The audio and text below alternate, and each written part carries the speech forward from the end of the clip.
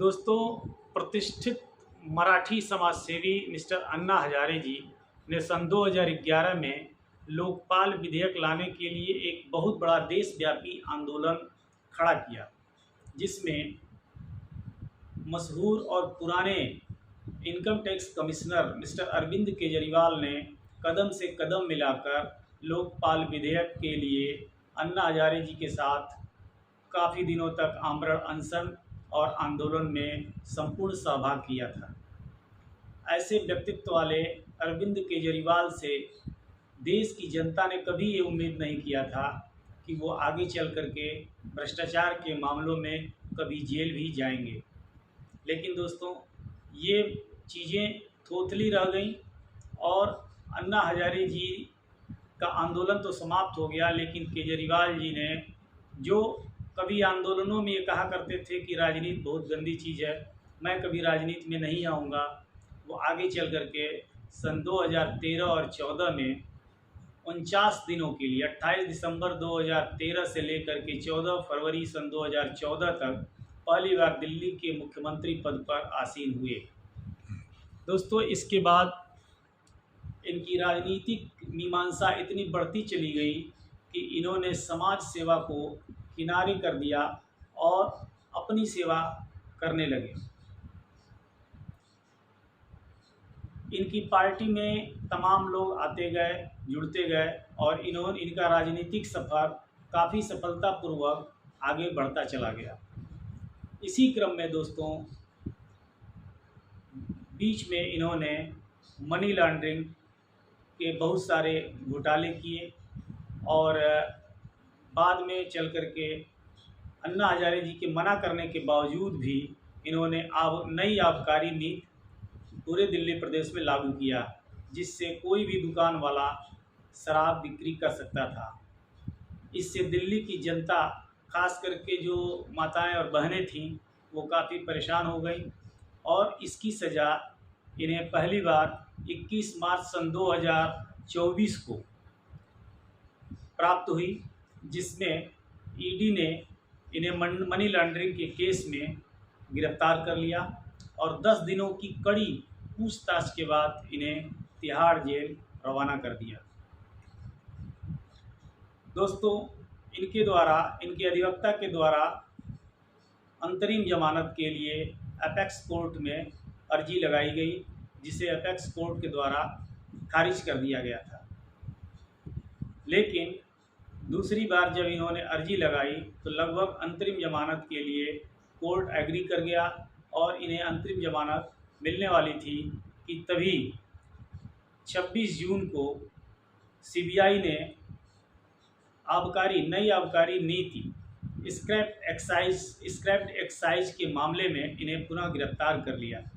और गिरफ्तार करके जेल भेज दिया। बीच में लोकसभा चुनाव के दौरान ये पैरोल पर कुछ दिनों के लिए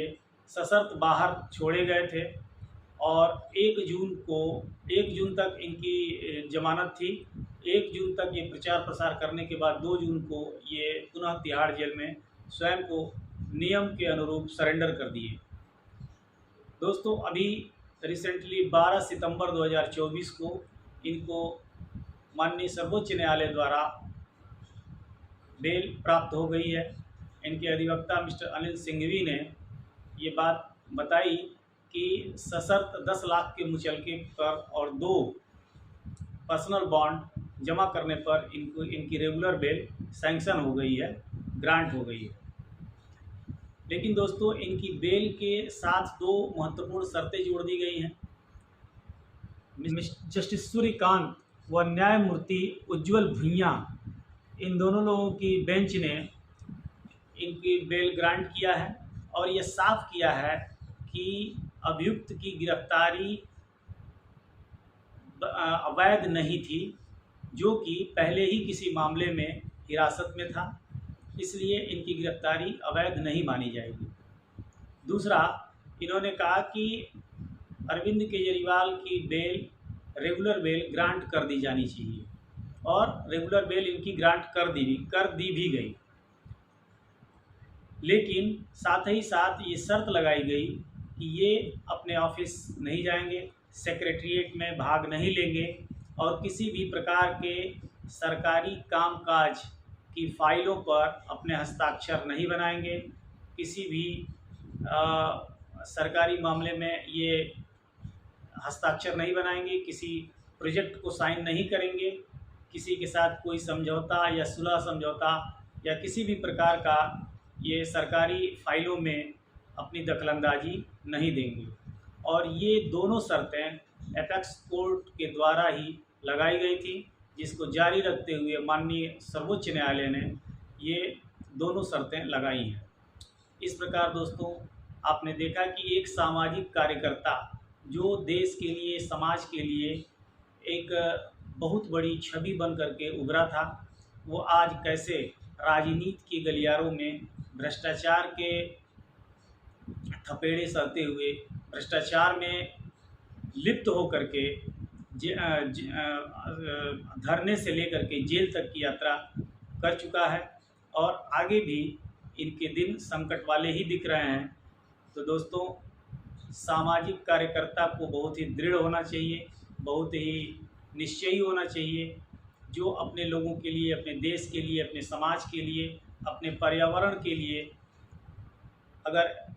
कमर कस करके समाज में उतरता है तो सारी मुश्किलों को झेलने के बावजूद भी उसे अडिग रहना होगा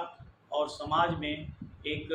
नई क्रांति लाने के लिए उसे स्वयं को तपाना होगा। आप अकेले चलेंगे, आपके साथ कारवां बढ़ता रहेगा, लेकिन ज़रूरी है कि आप अडिग रहें, निश्चय रहें और अपने लक्ष्य की तरफ निरंतर छोटे छोटे कदमों से ही सही लेकिन बढ़ते रहें। जय हिंद दोस्तों।